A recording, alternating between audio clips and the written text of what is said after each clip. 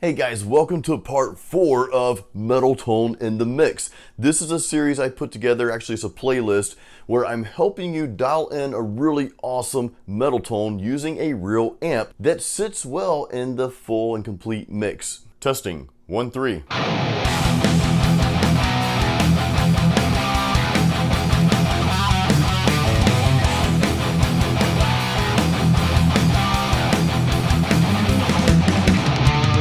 Just a quick recap. In episode 1, we talked about your amp and the hardware and software, practically everything you need to record your guitar. Number 2, we talked about your guitar, and we also talked about whether or not passive versus active pickups really make that much of a difference when it comes to getting a good metal tone that sits well in the mix. Number 3, we talked about your amp settings and dialing in those settings to sit well in the full mix. Now we're gonna talk about mic placement. Now you could have done everything right up to this point. You went through those prior videos and everything, you've got it all set up and you're ready to go, your settings are perfect, but if you don't have a good mic placement, it can just throw everything off. So I'm gonna let you hear some different mic placements in the full mix, and we're gonna compare them. But first, let's talk about the type of mic that's best for recording metal guitars. Hey dude, I'm Jason. What's your name?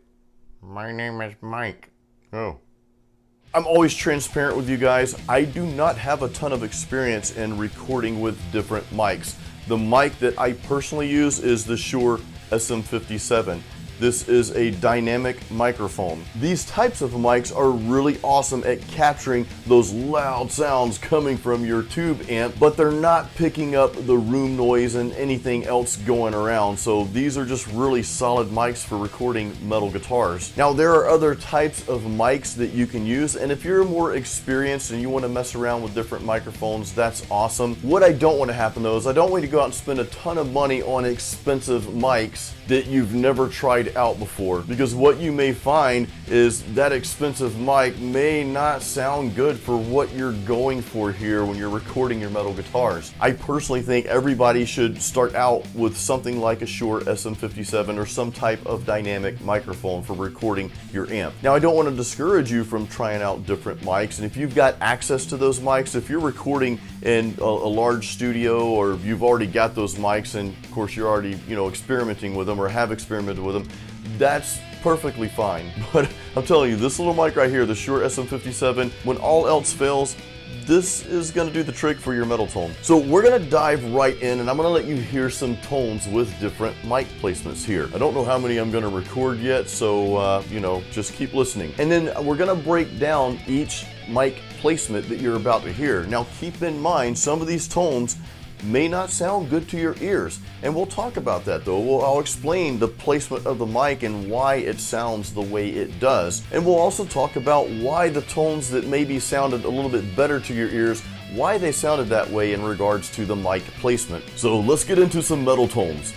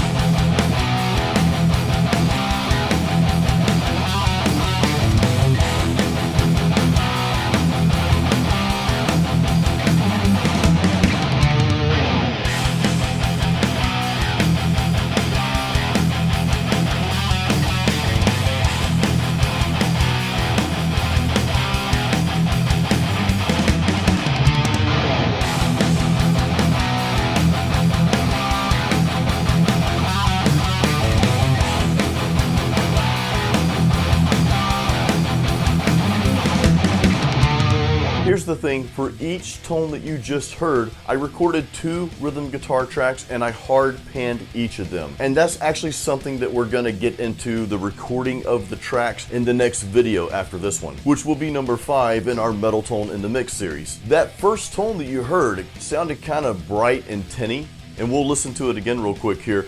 It sounded kind of bright and tinny. That's because I had the microphone like right up to the cone of the speaker. You can see the screen here. I had it like right there in the center, And the proximity of the mic is fairly close. We'll talk about proximity a little bit more in a second here, but it was really close to the grill. Now, for a dynamic mic, that's ideally the proximity, that's ideally where you want the mic. You want it pretty close. It doesn't have to be touching the grill, but anywhere from, I'd say, a ½ inch to maybe an inch away from the grill of the speaker there. But the actual placement in regards to the speaker itself, we've got it like right at the center of the cone, so that's picking up more of those brighter and tinny tones. Just be aware of that's the type of tone you get when you place the mic right in front of the cone of the speaker. Let's hear that one more time.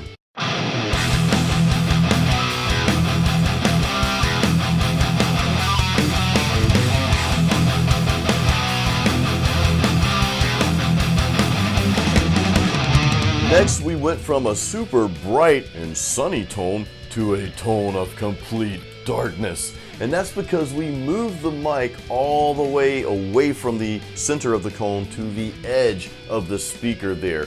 Almost too far off there, to be honest with you, and that's why it sounds kind of muffled. But I did that on purpose. I did that for a reason, because I wanted to demonstrate, and you can see where it is on the screen here. I wanted to demonstrate to you that the further you move that mic away from the speaker, and I went to the extreme here, the darker and sometimes a little bit more muffled your tone becomes. Now that type of tone, the darkness, we'll call it the tone of darkness, that type of tone can work for some songs. Again, maybe not to that extreme, because I've got the mic placed way out there. That's not quite how far you want it, because again, you're kind of getting that muffled sound.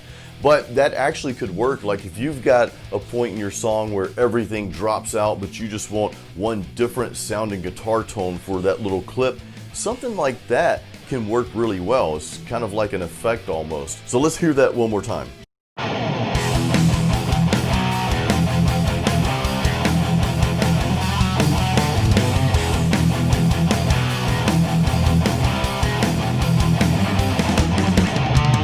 The third tone that you heard earlier was a little bit better tone. It was just kind of like nice and balanced. It wasn't too bright, it wasn't too dark, and it's kind of my own personal sweet spot for getting that really good metal tone that sits well in the mix. And as you can see on the screen here, again, I had that like really in between the cone and the edge of that speaker. Now, to me, there's a little circumference here where you can kind of move that mic around a little bit. Like if you want it a little bit closer to the cone, you can brighten your tone up a little bit that way.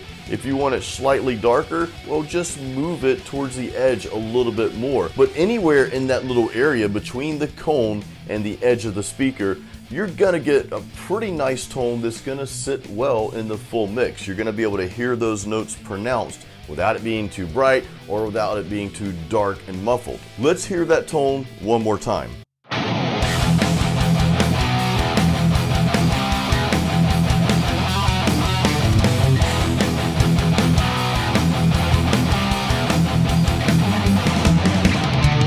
Tone number 4, the fourth tone that you heard earlier, kind of sounded like it was out in space somewhere. What I did, and you can see it on the screen here, is I left the mic in the same position between the cone and the edge of the speaker, getting that nice tone. However, I moved the proximity, I moved the mic back away from the speaker almost about 6 inches there. So you're not capturing the full essence of that amplifier, because again, this is a dynamic microphone, so it needs to be closer to that grill of the speaker there. Here's what that tone sounds like one more time, and then I've got one more to share with you, of course, after that.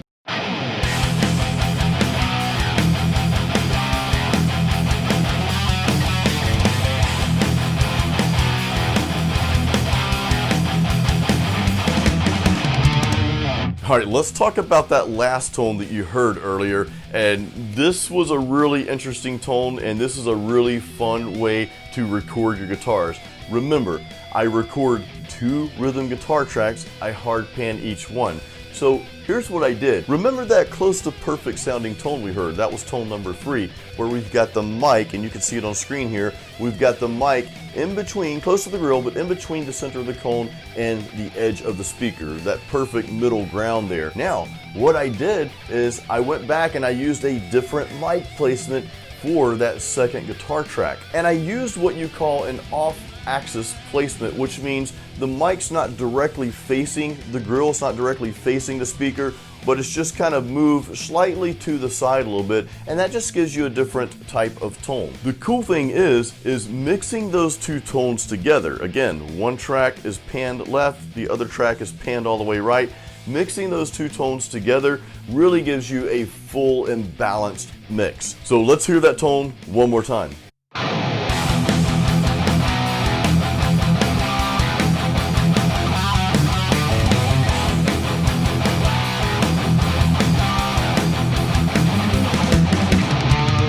Guys, I really hope you enjoyed this episode as much as I enjoyed making it. This was a lot of fun playing around with different mic placements and tones. And just remember something, there's really no right or wrong way, but there are just some methods or principles rather that you want to use in order to help you get a good tone, capture that really good metal tone that's going to sit well in the mix. So go back and watch this video again, listen to the different tones, and then just apply those concepts to when you're recording your amp, when you're getting ready to record those guitar tracks, and then play around with some of the placements that we talked about to get different sounds and different tones. Now remember, I've got a complete tutorial, one giant video on recording and mixing guitars, so make sure you watch that. I'll leave a link in the description of this video, and I've got some other links in the YouTube description as well, so make sure you check those out. I'm always giving away free stuff, and of course there's links to my music on iTunes, Spotify, and all those good places, so make sure you check that out. Guys, I really appreciate you watching my videos and supporting my channel. Until the next video, as always, keep it metal.